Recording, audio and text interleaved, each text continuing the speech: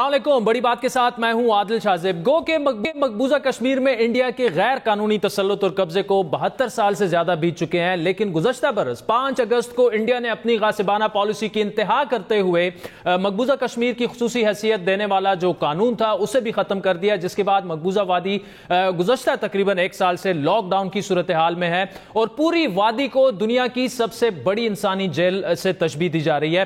کل اسی ظالمانہ دن کی مناسبت سے پاکستان میں یوم استحصال منایا جا رہا ہے اور اس دن کو کشمیریوں کی جدوجہد سے منسوب کر کے ان کی قربانیوں کو سلام پیش کیا جائے گا. پاکستان نے اس مسئلے کو دنیا بھر میں اجاگر کرنے کے لیے ہر ممکن اقدامات کیے. سلامتی کونسل میں عمران خان نے اپنے خطاب کے دوران مودی حکومت کو نازی سوچ کا پیروکار قرار دیا اور ہر بین الاقوامی فورم پر کشمیر کا سفیر بننے کی ہر ممکن کوشش کی. آج بھی حکومت پاکستان نے نیا سرکاری نقشہ منظور کرتے ہوئے مقبوضہ کشمیر کو بھی باضابطہ اور باقاعدہ طور پر پاکستان کے نقشے میں شامل کر لیا ہے. عمران خان کے بقول یہ نقشہ پاکستان کے عوام کی امنگوں کا ترجمان ہے اور یہ نقشہ آزادی کشمیر کی جانب اہم قدم ہے.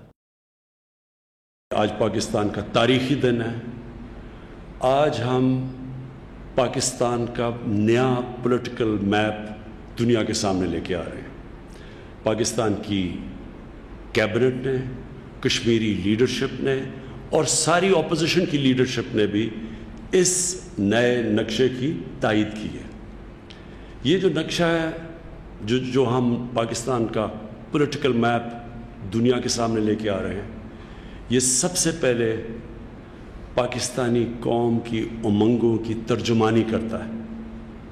اس کے بعد یہ پاکستان اور کشمیر کے لوگوں کا جو اصولی موقف ہے اس کی تائید کرتا ہے.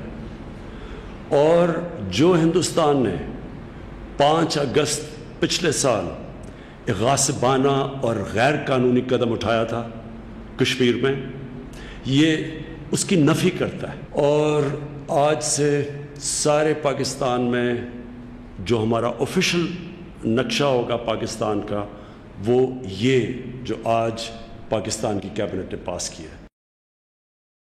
عمران خان نے اس نقشے کی رونمائی کے دوران یہ دعویٰ بھی کیا کہ اس نقشے کو ملک کی تمام سیاسی جماعتوں بشمول اپوزیشن کی بھی حمایت حاصل ہے، لیکن ان کے اس دعوے کی نفی مسلم لیگ نون کے سیکرٹری جنرل جناب احسن اقبال کی ٹویٹ کی صورت میں بھی ہمیں دکھی، جس میں ان کا یہ کہنا ہے کہ پاکستان کے نقشے میں مقبوضہ کشمیر ہمیشہ سے موجود تھا. یہ حکومت کچھ کرنے کی بجائے نقشوں کا ناٹک، سڑکوں کا ناٹک کر رہی ہے. اگر اس حکومت کو کچھ کرنا ہی ہے تو اسلامی سربراہی اجلاس بلائے. نقشے سے متعلق اپوزیشن کی سیاسی پوائنٹ پر ضرور بات ہو سکتی ہے، لیکن حکومت کی جانب سے سڑکوں کے نام بدلنے، نئے نقشے جاری کرنے اور 1 منٹ کی خاموشی اختیار کرنے سے متعلق بھی بحث میں کوئی حرج نہیں، کیونکہ ان اقدامات ہی سے حکومت کی خارجہ اور سفارتی پالیسی اور حکمت عملی کا تعین ہو سکے گا. بڑا سوال یہ ہے کہ حکومت نے ان اقدامات سے کشمیریوں کی کتنی جو ہے وہ حوصلہ افزائی کرنے کی کوشش تو کی ہے، لیکن حقیقت کا اس سے کتنا تعلق ہے؟ حکومت کے یہ اقدامات مقامی حلقہ احباب کو خوش کرنے کے لیے ہیں یا ان اقدامات کی سفارتی اہمیت بھی کوئی ہے؟ آپ کو یاد دلاتے چلے کہ انڈیا نے بھی نومبر 2019 میں ایک نقشہ جاری کر کے آزاد کشمیر کو قابض جو کشمیر ہے اس کا حصہ کر کے دکھایا تھا، جبکہ گلگت بلتستان کو لداخ میں شامل کر ڈالا تھا. انڈیا کی جانب سے نقشے میں اس رد و بدل کا زمینی حقائق پر کیا فرق پڑا یہ سب کے سامنے ہے. تو پاکستان کی جانب سے اس نقشے میں تبدیلی مقبوضہ کشمیر کے مستقبل پر کس طرح سے اثر انداز ہو سکتی ہے اور ہو سکتی بھی ہے یا نہیں؟ اور سب سے اہم سوال یہ ہے کہ کیا عالمی برادری اور اقوام متحدہ اس کو تسلیم بھی کریں گے؟ ناظرین، اسی پر تفصیلی بات کریں گے. پاکستان مسلم لیگ نون کے سیکرٹری جنرل احسن اقبال صاحب ہمارے ساتھ موجود ہیں. احسن اقبال صاحب، کشمیر سے شروع کرتے ہیں. آج وزیر اعظم صاحب نے یہ دعویٰ کیا ہے کہ جتنی بھی اپوزیشن جماعتیں ہیں، جو انہوں نے ایک نیا نقشہ آج پاکستان کا لانچ کیا جس میں مقبوضہ کشمیر کو بھی وہ کہہ رہے ہیں کہ پہلی بار شامل کیا گیا، تو آپ ایک ہی پیج پر ہیں، یہ آپ کا بھی فیصلہ ہے اس طرح؟ دیکھیے، پہلی بات تو یہ ہے کہ کشمیر کے مسئلے پہ پوری قوم متحد ہے اور اپوزیشن کوئی ایسا میسیج نہیں دینا چاہتی کہ جس سے دنیا میں یہ میسیج آئے کہ ہم آپس کے تنازعات یا سیاسی اختلافات کی وجہ سے کشمیر پہ کوئی مختلف آوازوں سے بات کر رہے ہیں. ہیونگ سیڈ دس، میں تھوڑا سا آج بہت پریشان ہوا ہوں کہ حکومت نے جو دعویٰ کیا ہے کہ جیسے آج ایک دم انہوں نے مقبوضہ کشمیر کو پاکستان کے نقشے کا حصہ بنا دیا ہے. میں نے غالباً 1963 سے تعلیم شروع کی ہے اسکول کے اندر، تو پہلی جماعت سے لے کر اپنی پوری تعلیمی ہسٹری کے زندگی کے اندر جب بھی کشمیر کا نقشہ دیکھا ہے، مقبوضہ کشمیر ہمیشہ پاکستان نے اپنے نقشے کے اندر بنایا تھا. جیوگرافی پڑھی، اس میں بھی یہی تھا. آپ کسی بھی دفتر میں، لیبارٹری میں، اسکول میں یا لائبریری میں جا کے پاکستانی نقشے کا کٹ آؤٹ اگر دیکھیں تو اس میں مقبوضہ کشمیر ہمیشہ ہم نے پاکستان کا اچھا وہ حسن صاحب ایسے نہیں تھا کہ دکھایا تو تھا لیکن ایک ڈسپیوٹڈ سا اسے دکھایا جاتا تھا کہ نہیں، جو پاکستانی نقشے کا جو کٹ آؤٹ بنتا تھا اس کٹ آؤٹ کے اندر مقبوضہ کشمیر ہمیشہ ہمارے نقشے کا حصہ ہوتا تھا، اور یہ ہماری پوزیشن کنسسٹنٹ ہے 1947 سے۔ لیکن سر آپ نہیں سمجھتے کہ ایسا کر کے سمبولکلی ہم نے دنیا کو ایک میسج دیا ہے کہ ہم نو مور کمپرومائز؟ بدقسمتی یہ ہے کہ اب ہم صرف سمبلز کی حد تک رہ گئے ہیں کہ نقشے کو دکھا دیں، کشمیر ہائی وے کو سری نگر ہائی وے کر دیں۔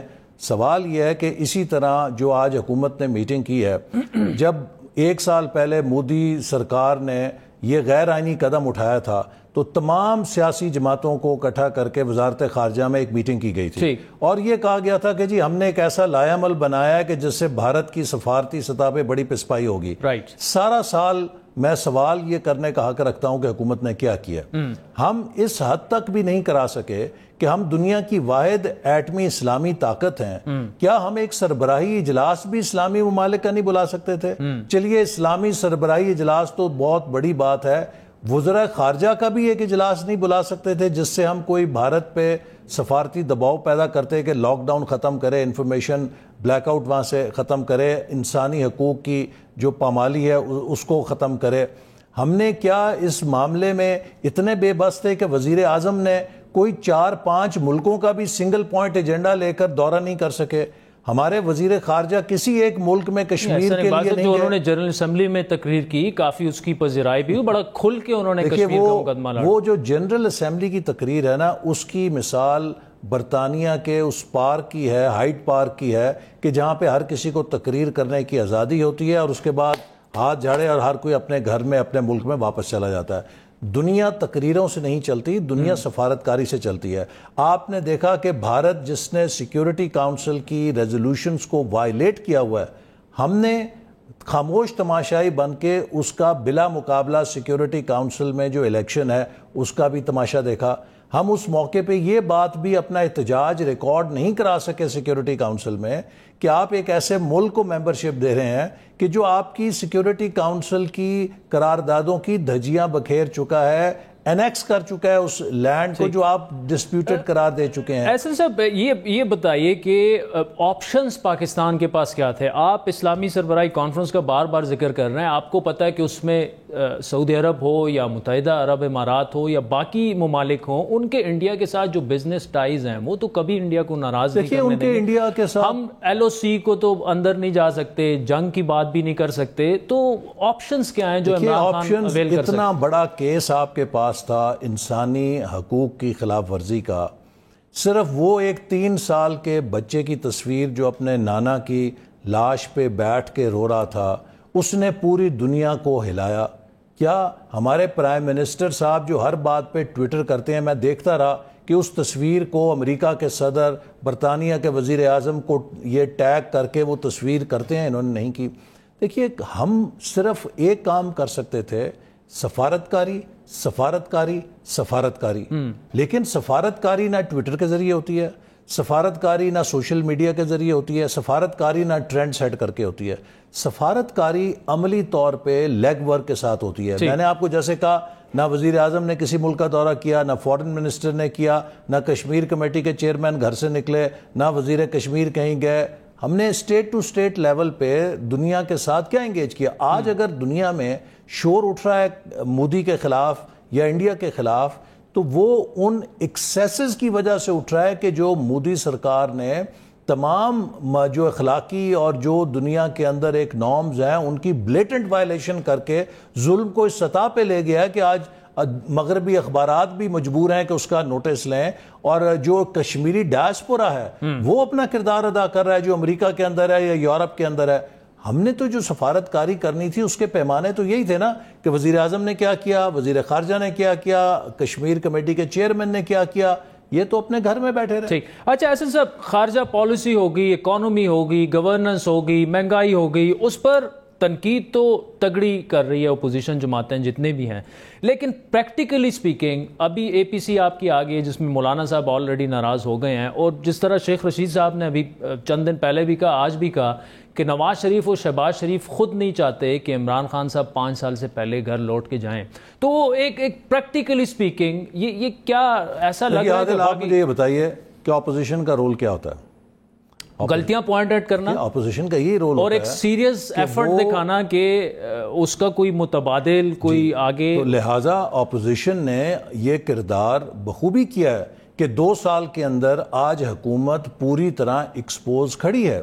حکومت کی جو غلطیاں ہیں ان کو ہم نے اجاگر کیا ہے اور ہر موقع پہ ہم نے متبادل بھی دیا ہے. قطع کلامی کی معافی، حکومت اگر آج ایکسپوز کھڑی ہے تو وہ اپنی غلطیوں کی وجہ سے ہے، اپوزیشن نے اس میں بڑا کم کردار ادا کیا. اپوزیشن نے حکومت کی تمام غلطیوں کو ایکسپوز کرنے میں اپنا کردار ادا کیا ہے. نہ صرف کئی چیزیں ایسی تھیں کہ جو حکومت آسانی سے انڈر دا کارپیٹ چھپا جاتی ہیں، ہم نے لوگوں کے سامنے وہ بھی اجاگر کیے ہیں. ان کے کرپشن کے سکینڈل میڈیا نے بھی بڑا رول پلے کیا ہے، اپوزیشن نے بھی رول پلے کیا ہے، اور سب سے بڑھ کر یہ ہے کہ ہم نے ہر موقع پر متبادل بیانیاں دیا ہے. اگر کشمیر کا مسئلہ تھا تو ہم نے حکومت کو تجاویز دیں، اگر کرونا آیا ہم نے حکومت کو تجاویز دیں، اگر بجٹ کا موقع آیا آپ بجٹ تقاریر نکالیں، ہم نے ہر موقع پہ حکومت کی رہنمائی بھی کی کہ یہ ہماری متبادل تجاویز ہیں. بدقسمتی یہ ہے کہ انہوں نے واضح طور پہ ثابت کیا ہے کہ ان کے پاس capacity to govern, capacity to administer نہیں ہے، انتظامی صلاحیت سے یہ مکمل طور پہ آ رہی ہیں.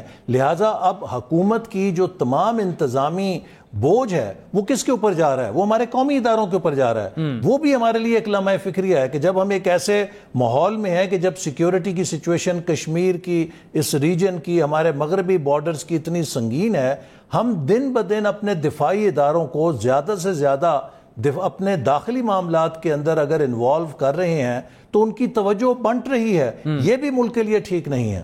تو سر پھر فضل الرحمان صاحب کی جماعت آپ لوگوں کو حکومت کا اعلی کار کیوں کہہ رہی ہے؟ دیکھیے، اگر ہم حکومت کا اعلی کار ہوتے تو ہم حکومت کی جو انتقامی کارروائیاں ان کا نشانہ تو نہ ہوتے. آج مجھے بتائیے کہ اپوزیشن کی کون سی جماعت ہے جو حکومت کی سب سے بڑی ہٹ لسٹ کے اوپر ہے؟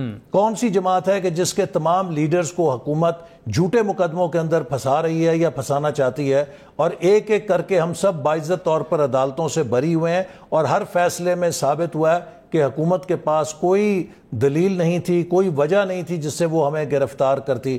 لیکن اگر آج ہم پی ایم ایل این اس حکومت کی سب سے زیادہ برنٹ اٹھا رہی ہے، ان کا وار ہم پہ آ رہا ہے، تو اس کا مطلب یہ ہے کہ ہم ہی سے انہیں تکلیف ہے. تو نواز شریف صاحب چاہتے ہیں کہ عمران خان صاحب 5 سال پورے کریں؟ ان کے مطلب ڈفرنٹ سورسز سے آپ اس کو کنفرم یا ڈینائی بھی کر سکتے ہیں کہ وہ سمجھتے ہیں کہ خود ان کو ایکسپوز ہونے دیں، بالفاظ دیگر 5 سال ان کو پورے کرنے دیں، اور اسی انڈرسٹینڈنگ کے ساتھ وہ باہر گئے ہیں. کوئی بھی ڈیموکریٹ جو ہے، اگر آپ آئین پہ یقین رکھتے ہیں، جمہوریت پہ یقین رکھتے ہیں، تو آپ آئیڈیلی یہی چاہیں گے کہ اس ملک کے اندر جو تسلسل ہے وہ قائم رہے. لیکن اب سوال یہ ہے کہ اگر اس حکومت کو آپ 5 سال دیتے ہیں تو کیا 5 سال بعد یہ ملک اس قابل رہ جائے گا کہ اس کو کوئی منتخب قیادت یا وزیر اعظم ان پتھروں کو اپنے اوپر لانے کے لیے تیار ہوگا جو 1-2 سال بعد اسے پڑیں گے؟ چونکہ یہ زخم اتنے گہرے ہو جائیں گے کہ کسی کے لیے ممکن نہیں ہوگا کہ 3-4-5 سال کے اندر دوبارہ ملک کو ریکور کر سکے، اور ایک بڑی طویل اس کے لیے جدوجہد کرنی پڑے گی. ہمارے لوگوں میں صبر نہیں ہے اتنا. مطلب بقول آپ کے ملک ابھی اس کا مزید متحمل نہیں ہو سکتا. تو ٹیک اوے تو آپ کے جواب سے میرے لیے یہی ہے کہ اے پی سی میں شاید مڈ ٹرم انتخابات کا مطالبہ کیا جائے. دیکھیے، ہماری جماعت کا تو مسلسل یہی موقف ہے کہ پاکستان کو ری سیٹ کی ضرورت ہے، اور پاکستان کے تمام اداروں کو، جس میں جمہوری ادارہ قوتیں ہیں، جس میں عدلیہ ہے، جس میں فوج، بیوروکریسی، جس میں پرائیویٹ سیکٹر، جس میں میڈیا، یہ موورز اینڈ شیکرز ہیں. آج ہمیں اس ملک کو آئینی حکمرانی پہ ایک ضابطہ اخلاق بنا کے اگلے 10 سال کے لیے سٹیبلٹی دینی ہے تاکہ ہم اس دلدل سے نکل سکیں، وگرنہ تو ہم اس میں دھستے جائیں گے. اور وہ ایک صورت یہی ہے، غیر متنازع الیکشن ہو، فیئر الیکشن ہو، اور جو حکومت منتخب ہو وہ پھر اپنے آئینی کردار کو ادا کرے, ہر ادارہ اپنا کردار ادا کرے, اور ایک ہارمنی کے اندر ہم سب اس ملک کو آگے لے کے چلیں. ایسے صاحب کوئی ٹینٹیٹو ڈیٹ ابھی اے پی سی کی آئی ہے سامنے, اور اس میں مولانا فضل الرحمان کو راضی کر لیں گے آپ؟ جی انشاءاللہ ہمیں امید ہے کہ اب یہ عید کے فوری بعد ہم نے رہبر کمیٹی کے لیے تجویز دی تھی, تو اگلے چند دنوں کے اندر رہبر کمیٹی کا اجلاس ہو جائے گا, اور اس کے بعد انشاءاللہ آپ ہمیں توقع ہے کہ اسی مہینے کے اندر اندر ہی جو اے پی سی ہے وہ بھی ملے گی, اور تمام اپوزیشن جماعتیں جو ہیں اس میں مل کر ایک متفقہ لائحہ عمل پھر پیش کریں گی. مولانا صاحب راضی تو نہیں ہیں آپ لوگوں سے, کس طرح راضی کریں؟ نہیں انشاءاللہ مولانا صاحب کو بھی راضی کر لیں گے, وہ ہمارے ساتھی ہیں, اور تمام اپوزیشن انشاءاللہ یونائٹڈ ہے اور یونائٹڈ رہے گی. ٹھیک. احسن اقبال صاحب, thank you so much for joining us. ناظرین, احسن اقبال صاحب سینئر رہنما ہے پاکستان کی اپوزیشن مسلم لیگ نون, بڑی جماعت ہے. ان کے سامنے ہم نے یہ سارے سوالات رکھے کہ حکومت سے اگر گورننس نہیں ہو رہی, ڈیلیوری نہیں ہو رہی, تو اپوزیشن جو ہے وہ حقیقی اپوزیشن کا کردار ادا نہیں کر رہی.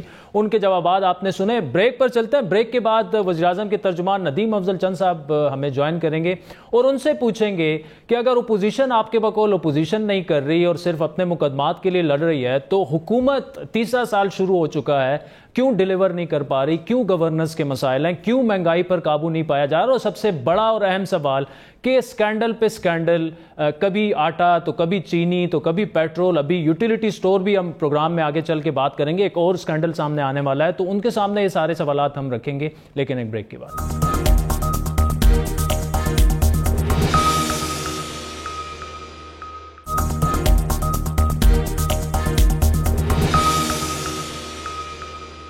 ویلکم بیک ناظرین. 2 سال پہلے حکومت کے آنے کے ساتھ ہی حکومت کو گھر بھیجنے کے لیے اپوزیشن نے طبلِ جنگ بجا دیا تھا, لیکن آج تک اپوزیشن کی جانب سے حکومت کا بال بھی بیکا ہوتا نہیں دکھ رہا. اپوزیشن نے حکومت کے خلاف سیاسی ماز آرائی کے لیے کئی حربے اپنائے, لیکن ہر حربہ الٹا پڑتا گیا اور حکومت کا کچھ بگڑنے کی بجائے بنتا چلا گیا. حکومت کے خلاف اپوزیشن کی ہر سیاسی ماز آرائی کتنی بے نتیجہ رہی, اس کے پیچھے حکومت کا مثالی طرز حکمرانی نہیں بلکہ اپوزیشن کی آپسی ماز آرائی ہے. ماضی بعید کی کئی مثالیں ہیں جس کا تذکرہ لا حاصل بھی ہے اور وقت کا ضیاع بھی, لیکن ماضی قریب کی ایک مثال انتہائی حیران کن بھی ہے جو کہ حکومت کی جانب سے پارلیمان میں منظور کرائے گئے 2 بلوں میں اپوزیشن کی حمایت کی صورت میں دکھی. یہ حمایت اس لیے بھی اچھمبے کا باعث ہے کیونکہ اس حمایت سے پہلے اپوزیشن حکومت مخالف اے پی سی سے گڑھ جوڑ کر رہی تھی, آپس میں ملاقاتیں ہو رہی تھی, حکومت کے خاتموں کے طریقوں اور متبادل سیٹ اپ پر غور و خوض ہو رہا تھا. پوسٹ عید سیناریو آپ کس طرح دیکھ رہے ہیں؟ ان 2 سالوں میں تو ہر ایک اپوزیشن کی جماعت جو ہے وہ اپنے طور پر تو حکومت کی مذمت بھی کرتی رہی ہے, غلطیوں کی نشاندہی بھی کرتی رہی ہے. پھر مولانا صاحب اکیلے آ گئے, شہباز شریف صاحب انہیں لاہور میں آ کے ملنا تھا, ان سے استقبال کے لیے نہیں ہے, مطلب ناراضیاں بہت زیادہ تھیں. کیا کوئی آپ یہ ایک سنجیدہ ایفرٹ دیکھ رہے ہیں پوسٹ عید, یا پھر ہر ایک بندہ جو ہے اپنی اپنی ڈائریکشن میں چلا جائے گا اور جوائنٹ اپوزیشن ڈائریکشنلیس ہمیں نظر آئے گی؟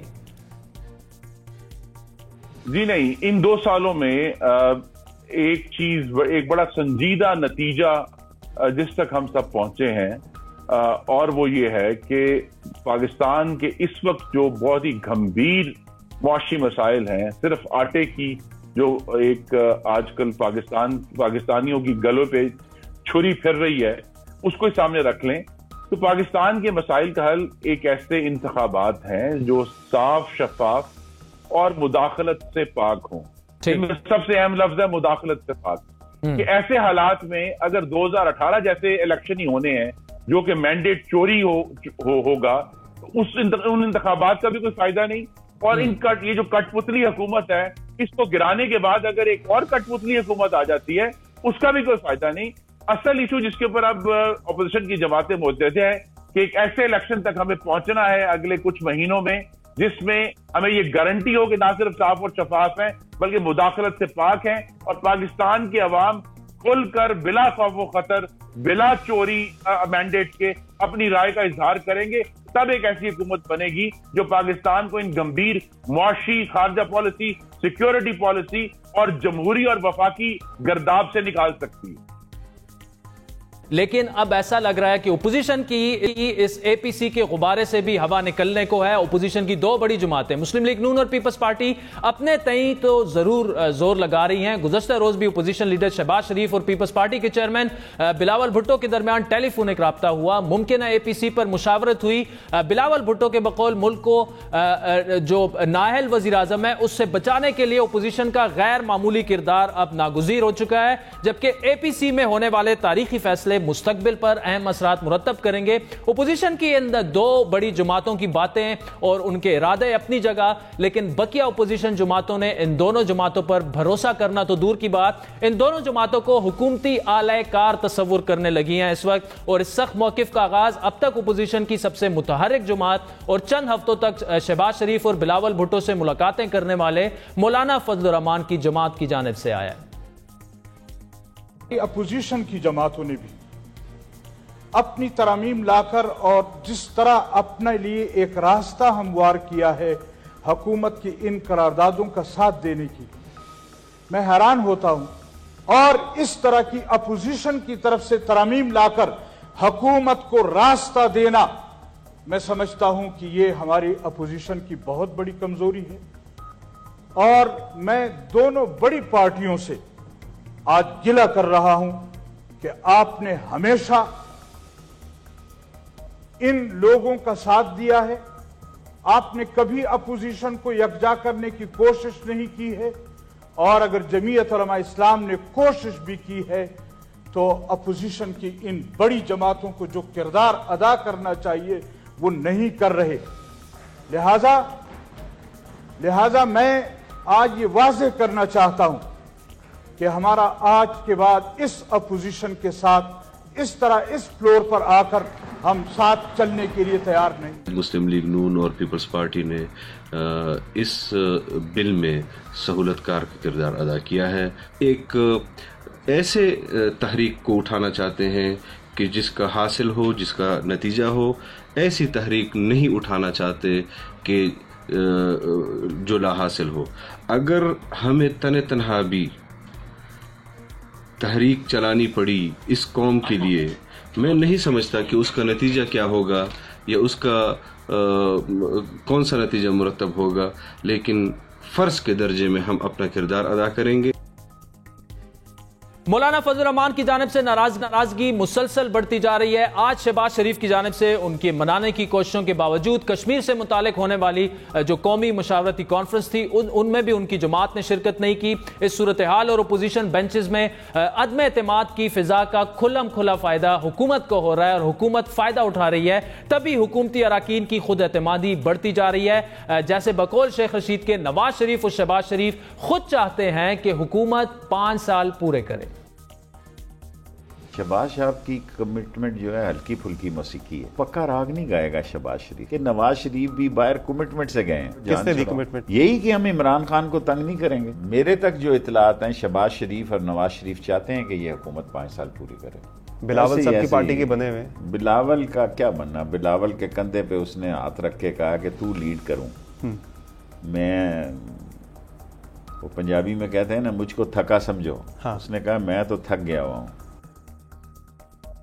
حکومت کی خود اعتمادی اور بیان بازی کے ساتھ ساتھ جوابی تیاری بھی بڑھتی جا رہی ہے. حکومت نے شہباز شریف کے فرزند سلمان شہباز اور ان کے داماد سلمان کی برطانیہ سے حوالگی کے لیے ایک بار پھر رابطہ کاری شروع کر دی ہے. لیکن اس کے ساتھ ساتھ اپوزیشن جہاں پہ کھڑی ہے تو حکومت کتنا خطرہ محسوس کر رہی ہے اپوزیشن جماعتوں سے, خصوصاً مسلم لیگ نون سے اور پیپلز پارٹی سے. اور اہم سوال کہ حکومت کی خود اپنی کارکردگی کب بہتر ہوگی, کیونکہ تیسرا سال شروع ہو چکا ہے حکومت کا. گورننس نام کی کوئی چیز نظر نہیں آ رہی, نہ ہی سینٹر میں مرکز میں اسلام آباد کی اگر بات کی جائے, نہ ہی پنجاب یا خیبر پختونخوا جہاں پر تحریک انصاف کی حکومت ہے. کیا اس بات کا ادراک خود وزیراعظم عمران خان کو ہے؟ یہی سوالات ہم ان کے ترجمان ندیم افضل چند کے سامنے رکھیں. چند صاحب, پہلے تو ویلکم بیک. 2 مہینے کے وقفے کے بعد آپ سے ملاقات بھی ہو رہی ہے اور میرا خیال ہے آپ ٹی وی چینلز پہ بھی اتنے نہیں گئے, اور ایک ایسے وقت میں آپ آئے ہیں جب اپوزیشن کھل کے دعویٰ کر رہی ہے کہ آپ کی گورنمنٹ جانے والی ہے. کتنا خطرہ ہے آپ کو؟ بسم اللہ الرحمن الرحیم. دیکھیں, میرے خیال میں یہ اپوزیشن کا کام ہے بات کرنا, حکومت اور کیا کرے بیچاری. حکومت کو جانے کی بات نہ کرے تو لوگوں کو اور کیا کہے. یہاں عدالتوں میں جا کے اپنے کیسز کے بیان دینے ہوتے ہیں, یہاں پھر شام کو بیٹھ کے ٹیلی ویژن پہ وہ کہتے ہیں حکومت جا رہی ہے. اس کے علاوہ کوئی آپ کو تیسری بات نہیں ملے گی.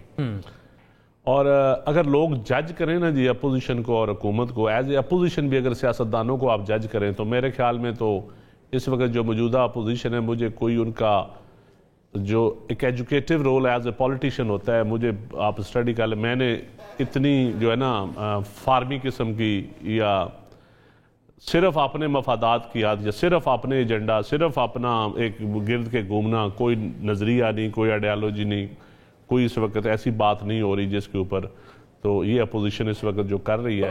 بالفاظ دیگر تحریک انصاف سے حکومت نہیں چل رہی اور اپوزیشن کی جماعتوں سے اپوزیشن نہیں چل رہی. دیکھیں حکومت چلانا ویسے بھی مشکل ہوتا ہے, اور پھر اس وقت اور مشکل ہوتا ہے جب آپ کے پاس تھن میجورٹی ہو. پھر میں آپ کو حقیقت بتاؤں کہ ہمارا یہ جو بیوروکریٹک سسٹم ہے نا, جب تک اس میں ریفارمز ایک کہتے ہیں نا جی وہ سرجیکل ریفارمز نہیں ہوں گی, اس وقت تک حکومت چلانا بہت مشکل ہوگا. اب دیکھیں ہمارے اشرف حسین صاحب ریفارمز کر رہے ہیں, بہت اچھی بھی کر رہے ہیں. آج بھی انہوں نے ہمارا پورا 1 گھنٹہ کیبنٹ کو انہوں نے بریفنگ دی. لیکن میں سمجھتا ہوں جس قسم کی ریفارمز لوگوں کو امید ہے ہماری حکومت سے, اس قسم کی ریفارمز لوگوں کو ابھی محسوس نہیں ہو رہی. اور جو ہونی چاہیے ریفارمز بیوروکریٹک لیول پہ, کچھ ڈپارٹمنٹس مرج بھی کیے, جو سیٹیں خالی ہوتی تھیں وہ بھی فریز کی, بہت ساری ایسے کام بھی ہوئے جو پہلی دفعہ ہو رہے ہیں, سچی بات ہے. لیکن میں سمجھتا ہوں کہ لوگوں کی عام زندگی میں کوئی ریفارمز کی وجہ سے سڑک چلتے کو ٹریفک کا نظام ہی بہتر ہو جائے نا, تو وہ تبدیلی ہوتی ہے. اچھا, اور وہ ہو رہی ہے. وہ آہستہ آہستہ تیزی سے نہیں ہو رہی. جس پیس سے میں اکثر کہتا ہوتا ہوں خان صاحب کی خواہش تھی, جو ایک لمبا عرصہ خان صاحب لوگوں کو بتاتے رہے, اس تیزی سے تبدیلی نہیں ہو رہی. اس کی وجہ کیا ہے چند صاحب؟ اس کی وجہ ایک میجارٹی نہ ہونا. گورننس پہ کافی کوشچن مارک ہیں, چاہے وہ خیبر پختونخوا ہو یا پنجاب ہو. پھر مہنگائی کو لے لیں, ساتھ میں آپ نے ریفارمز کی بات کی. اگر ان تینوں پر آپ کی وہ پیس نہیں ہے, وہ کارکردگی نہیں ہے جو کہ عوام کو فیل ہو رہا ہے, آلموسٹ تیسرا سال آپ کا شروع ہو چکا ہے, یہ دیکھیں ایک عوام کو ایک چیز یہ فیل ہو رہی ہے کہ جو اچھی چیز ہے, جو کہ ٹاپ لیول پہ کرپشن نہیں ہے, کہ ویسٹڈ انٹرسٹ نہیں ہے, یہ ایک پازیٹیو پہلو.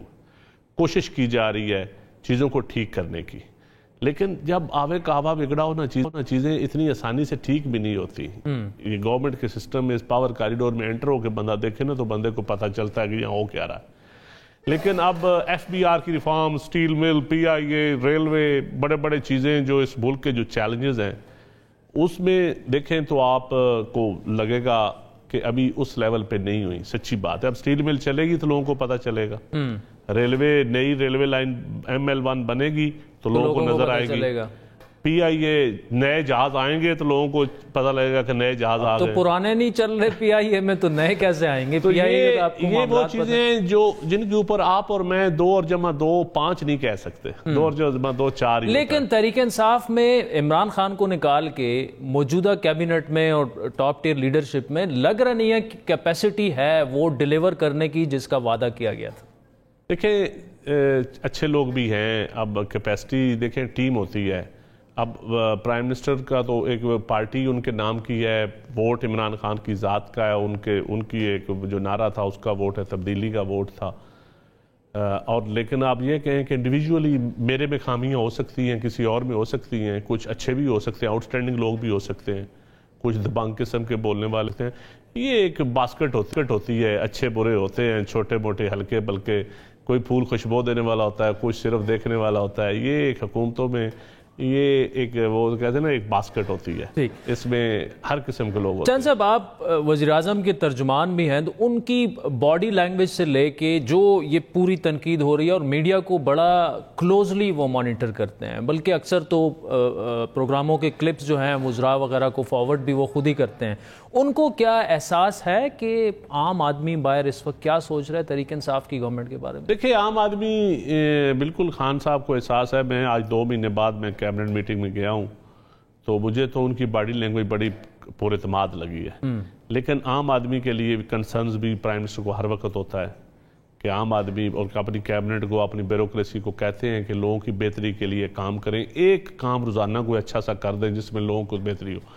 لیکن انسٹیٹیوشنل ریفارمز بہت ضروری ہیں. انسٹیٹیوشنل ریفارمز نہیں ہوں گی تو میرے خیال میں وہ چیزیں تیزی سے لوگوں کو ڈیلیور نہیں, بڑا مشکل حالات ہیں. دیکھیں اب آپ دیکھیں نا, آپ ایک انسٹیٹیوشن نے آپ نے فیصلہ کیا کہ افغانستان میں ہم نے عدم مداخلت کرنی ہے, تو آج افغانستان میں امن ہونے جا رہا ہے, آپ کی فارن پالیسی ساری چینج ہو گئی.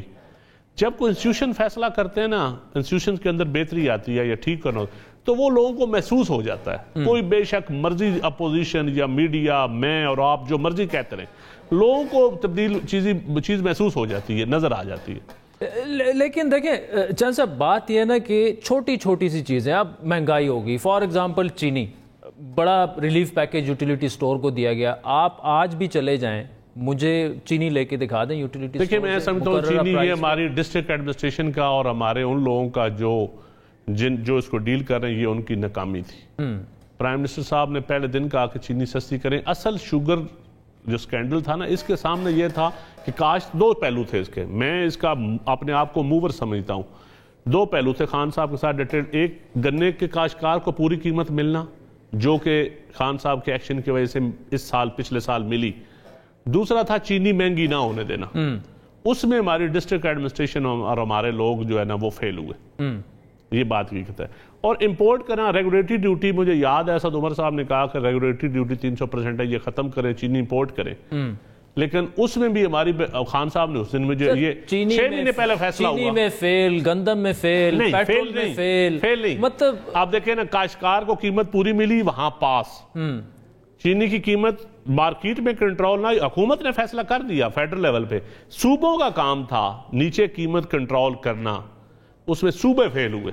تو سر صوبے پنجاب میں بزدار صاحب ہیں, ایک پنجاب بھائی بزدار صاحب یا کوئی صوبے, میں کہتا ہوں چاروں صوبے چینی کی قیمت کنٹرول کرنے میں ناکام ہوئے. اچھا, پنجاب کی بات اگر کریں, بزدار صاحب آپ کے خیال میں ٹھیک جا رہے ہیں, ٹھیک ٹھاک سب کچھ ٹھیک ہے وہاں پنجاب میں؟ اور خان صاحب کی خواہش کے مطابق نہیں جا رہے. اچھا, تو خان صاحب کی خواہش ہے, یہ خواہش کنٹینیوڈ رہے گی اور وہ ان کو موقع دیتے رہیں گے سیاسی طور پر؟ انہیں اب تک جتنا نقصان ہو چکا ہے وہ اٹھاتے پارٹی کا اعتماد ہے, خان صاحب کا اعتماد ہے, تو وہی رہیں گے. جب خان صاحب کا اعتماد نہیں ہوگا, پارٹی کا اعتماد نہیں ہوگا, پھر چینج ہو جائیں گے. پارٹی کا اعتماد تو نہیں ہے.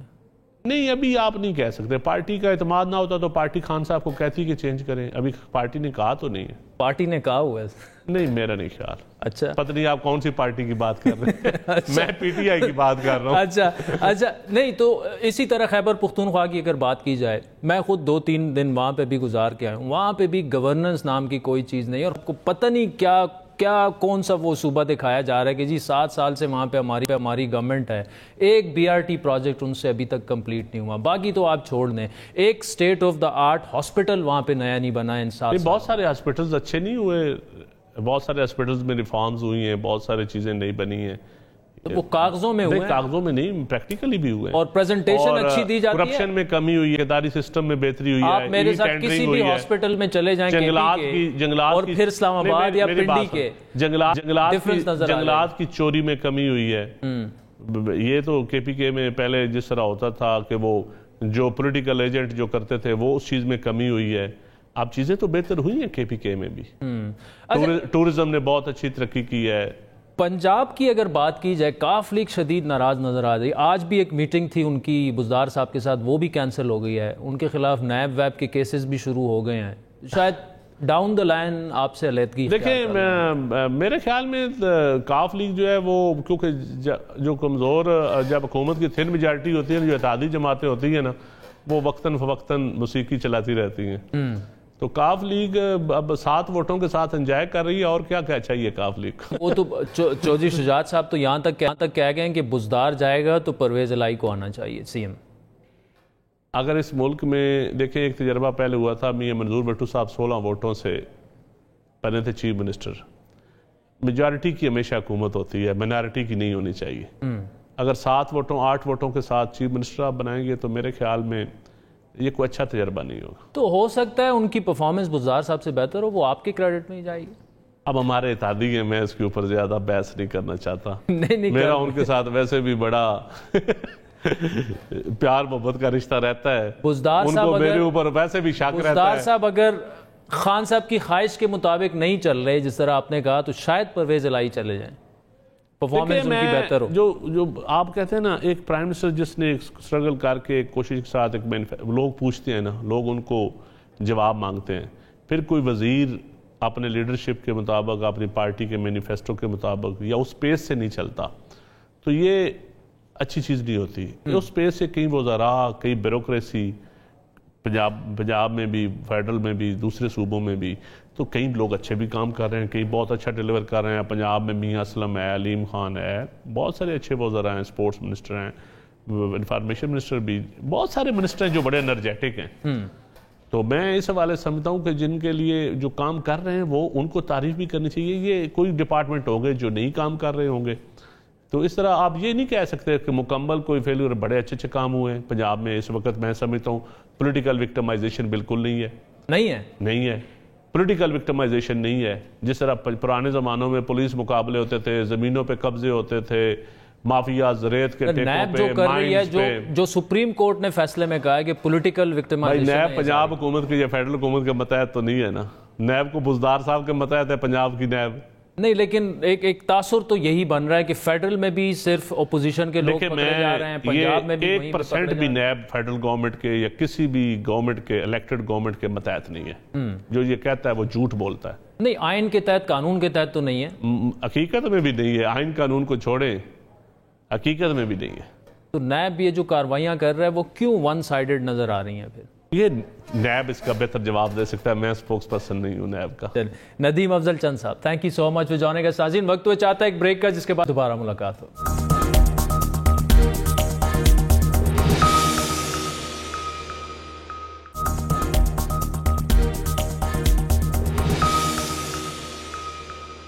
ویلکم بیک ناظرین. یوٹیلیٹی سٹورز وہ ادارہ ہے جہاں سے عوام کو سستی اشیاء خرد و نوش میسر آتی ہیں, لیکن موجودہ حکومت کے طرز حکمرانی نے اس ادارے کو بھی اس قابل نہیں چھوڑا. یوٹیلیٹی سٹور سے سستی اشیاء ملنا تو دور کی بات, اگر کچھ مل بھی جائے تو اس نرخ پر نہیں ملتے جس کا حکومت دعویٰ کرتی ہے. حال ہی میں یوٹیلیٹی سٹورز میں سستی چینی میسر ہونے کے بلند بانگ دعوے تو کیے گئے, لیکن زمینی حقائق اس کے بالکل برعکس ہیں. اس بحران کی اصل وجہ یوٹیلیٹی سٹور میں انتظامی بحران ہے. بڑی بات کی معلومات کے مطابق اس وقت یوٹیلیٹی سٹورز کارپوریشن کے بورڈ آف ڈائریکٹرز کے چیئرمین ذوالقرنین علی خان اور ایم ڈی عمر لودھی کے درمیان شدید مازرائی انٹرنلی چل رہی ہے. ان دونوں کے درمیان سر جنگ تو ایک عرصے سے جاری تھی, لیکن ذوالقرنین خان نے اس وقت اس معاملے کو پبلک کیا جب ان سے منسوب بیانات آنے لگے, اور بظاہر ایسا لگ رہا ہے کہ معاملات آخری نہج تک پہنچ چکے ہیں. بی او ڈی کے چیئرمین نے 30 جولائی کو ایف آئی اے کو ایک خط لکھا کہ ادارے میں بڑے پیمانے پر ہونے والی بے ضابطگیوں کی تحقیقات کی جائیں. ذوالقرنین خان نے ایف آئی اے کے ڈائریکٹر جنرل کو خط میں مزید یہ لکھا کہ ایف آئی اے یوٹیلیٹی سٹورز پر اشیاء کی مہنگے داموں خریداری, خرد برد اور خلاف ضابطہ تعیناتوں کی تحقیقات کرے. اس کے ساتھ ساتھ وزیراعظم ریلیف فنڈ کے استعمال اور اس کی مانیٹرنگ کی بھی تحقیقات کی جائیں. خط کے مطابق یوٹیلیٹی سٹورز کارپوریشن نے سستی چینی خریدنے کے باوجود اسے سٹور سے, گودام سے نہیں اٹھایا. خط میں یہ بھی تحریر کیا گیا کہ اقتصادی رابطہ کمیٹی کی طرف سے یوٹیلیٹی سٹورز کے لیے تقریباً 2 لاکھ ٹن گندم کی انکوائری کی جائے اور وزیراعظم ریلیف پیکج کے تحت دال, گھی, آئل اور چاول کی خریداری کی بھی تحقیقات کی جائیں. نومبر 2018 میں یوٹیلیٹی سٹورز کا جب نیا بورڈ تشکیل دیا گیا تو اس وقت یوٹیلیٹی سٹورز کا خسارہ 8 ارب تھا, جس کے بعد سٹورز کو چلانے کے لیے بینک سے قرضہ لیا گیا اور حکومت نے بھی سٹورز کو چلانے کے لیے 31 ارب 50 کروڑ روپے کے فنڈز دیے یوٹیلیٹی سٹورز کو. خط میں یہ تحریر کیا گیا ہے کہ یوٹیلیٹی سٹورز کی بے ضابطگیوں کی خبروں کے بعد عمران خان نے شدید تحفظات کا اظہار کیا اور مبینہ بے ضابطگیوں کی تحقیقات ایف آئی اے سے کرانے کے احکامات جاری کیے. کچھ دن پہلے ذوالقرنین خان نے یہ انکشاف کیا تھا کہ یوٹیلیٹی سٹورز پر کروڑوں روپے کی چوریاں ہوتی ہیں, مہنگے داموں خریداری کی جاتی ہے. یوٹیلیٹی سٹور کارپوریشن کرپشن کا گڑھ بن چکا ہے اور اس میں حکومتی شخصیات بھی ملوث ہیں جو ان پر مستعفی ہونے کے لیے دباؤ ڈال رہی ہیں. بڑی بات نے جب اس معاملے کی مزید تحقیقات کی تو پتہ چلا کہ رمضان المبارک سے پہلے جہانگیر ترین نے حکومت کو 20,000 ٹن چینی جو تھی وہ 67 روپے فی کلو کے حساب سے فروخت کرنے کی آفر کی, لیکن یوٹیلیٹی سٹورز نے صرف 6,000 میٹرک ٹن چینی اٹھائی اور باقی چینی اس وجہ سے نہیں لی کیونکہ جہانگیر ترین کی شوگر مل JDW ایڈوانس میں پیمنٹ مانگتی ہے، لہٰذا وہ ممکن نہیں تھا۔ بڑی بات کے ذرائع کے مطابق یوٹیلیٹی سٹورز کارپوریشن نے پرائیویٹ ملوں سے 80 سے 83 روپے میں فی کلو چینی اٹھائی، لیکن وہاں انہوں نے پوسٹ ڈیٹڈ چیک پر ڈیل طے کی جو جہانگیر ترین کی کمپنی بھی دے رہی تھی، لیکن مبینہ طور پر شاید پرائیویٹ ملوں کو جو فائدہ مہنگی چینی لے کر ساز باز ہو سکتی تھی وہ 67 روپے والی چینی خریدنے سے نہ ہوتی، جس سے حکومت کو سبسڈی دے کر بھی بھاری نقصان دیا گیا۔ اس وقت تک تقریباً 10,000 ٹن چینی لی جا چکی ہے، لیکن اب حکومت نے بھی اس معاملے کی انکوائری شروع کر دی ہے۔ آپ کو یاد دلاتے چلے کہ اب بھی عام صارفین کو یوٹیلیٹی سٹور سے چینی نہیں مل پا رہی، اگر مل پا بھی رہی ہے تو اس ریٹ پر نہیں جو ریٹ حکومت نے طے کی ہے۔ اس کے ساتھ ساتھ دالوں اور تیل کے معاملے پر میں بھی کرپشن اور بے ضابطگیوں کے معاملات بھی یوٹیلیٹی سٹور کارپوریشن کے اسلام آباد آفس میں زبان زدام ہے۔ آخر یہ ہو رہا کیا ہے اور عوام کو فائدہ کیوں نہیں پہنچ رہا، اس پر مزید تفصیلات لیں گے ہمارے نمائندہ خصوصی ریاض الحق ہمارے ساتھ موجود ہے۔ ریاض، پہلے تو یہ بتائیے کہ چیئرمین اور MD جو یوٹیلیٹی سٹورز ہیں ان کا یہ معاملہ کیا ہے جس کی وجہ سے بتایا یہ جاتا ہے کہ یوٹیلیٹی سٹور کرپشن کا گڑھ بن چکے ہیں؟ عادل، بنیادی طور پہ بات یہ ہے کہ یہ جب سے یہ معاملہ شروع ہوا ہے وزیر اعظم صاحب نے اس کا نوٹس لیا ہے، چینی کے معاملے کی انکوائری ہوئی، کمیشن بنا، تو اس کے ساتھ ساتھ یوٹیلیٹی سٹورز پہ بھی دباؤ آنا شروع ہوا کہ بظاہر جب ایک طرف وزیر اعظم صاحب کا ایک پیکیج موجود ہے اور 20 ارب روپے سے زائد کی سبسڈی بھی دی گئی مختلف امور، خاص طور سے چینی اور دوسرے معاملات ہیں، تو کیوں نہیں عوام کو وہ چینی اس طرح مل پا رہی؟ تو اس کے بعد جب یہ پتہ چلا کہ اب یہ ظاہر ہے کسی پہ یہ آ کے معاملہ رکے گا تو لہٰذا بیان بازی شروع ہو گئی، اور اس میں جو بورڈ آف ڈائریکٹرز کے جو چیئرمین ہے وہ جو ان کو بظاہر طور پہ جو یوٹیلیٹی سٹورز کا چیئرمین کہا جاتا ہے، ان کے اور MD جو ہے یوٹیلیٹی سٹورز کے، ان کے درمیان بیان بازی شروع ہو گئی اور ایک دوسرے پہ انہوں نے جو ہے کیچڑ اچھالنا شروع کر دیا، کچھ کو آف دا ریکارڈ اور کچھ آن دا ریکارڈ انہوں نے بیان دینا شروع کر دیا، بلکہ پچھلے دنوں تو انہوں نے نام لیے بغیر انہوں نے اعظم خان کی طرف اشارہ کیا جو وزیر اعظم کے پرنسپل سیکرٹری ہیں ذوالقرنین صاحب نے، اور انہوں نے کہا کہ جی وہ ان کو ہٹانے کا کہہ رہے ہیں کیونکہ وزارت سے بھی خاصا پریشر آ رہا ہے، ان کے متعلق کہا جا رہا ہے کہ کچھ شاید وہ اپنے اختیارات کا غلط استعمال کر رہے ہیں، MD کے متعلق کہتے ہیں کہ وہ غلط استعمال کر رہے ہیں۔ اس سارے معاملے کا نقصان یہ ہو رہا ہے کہ جو اصل معاملات ہیں جو عوام تک فائدے پہنچانے والی اشیاء خرد و نوش ہیں ان کی قیمتوں پر باقاعدہ پہ بڑا فرق آ رہا ہے، چینی بالکل نہیں ملتی جب بھی چلے جائیں اور اس قیمت پہ تو بالکل بھی نہیں ملتی۔ اچھا، اس میں چینی کا جو معاملہ ہے وزیر اعظم صاحب نے ایک بڑا اس کی تشہیر کی گئی، بڑا ایک ریلیف پیکیج دیا کہ جی اب یوٹیلیٹی سٹور سے سستی چیزیں ملیں گی، وہ فائدہ بھی عوام تک نہیں پہنچ پایا اور ان پیسوں پر بھی اب انگلیاں اٹھائی جا رہی ہیں کہ اس کی بھی تحقیقات کی جائیں، اس میں بھی خرد برد ہوئی ہے۔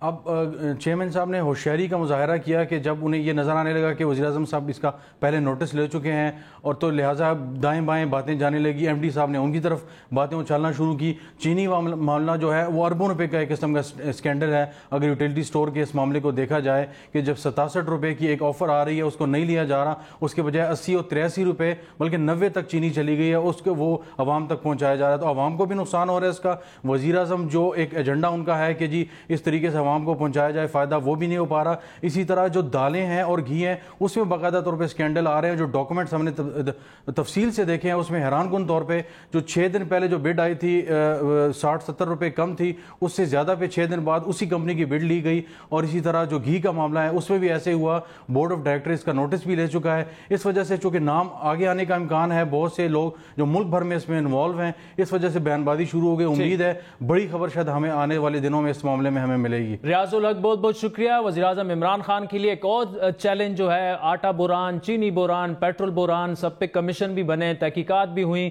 لیکن ابھی تک کچھ نتائج سامنے نہیں آئے، اور دیکھنے میں یہ نظر آ رہا ہے جو دستاویزات ہم نے دیکھی ہیں کہ یوٹیلیٹی سٹور جو ہے وہ ایک بڑا اسکینڈل اس کے بعد سامنے آئے گا جس پر بھی کمیٹی بنے گی، تحقیقات ہوں گی، لیکن نتائج عوام کے سامنے آنے چاہیے۔ آج کے پروگرام پر آپ کے فیڈ بیک کے منتظر رہیں گے۔ ہمارا ٹویٹر ہینڈل ہے @بڑی بات۔ مجھے میری ٹیم سمیت اجازت دیجیے، خدا حافظ۔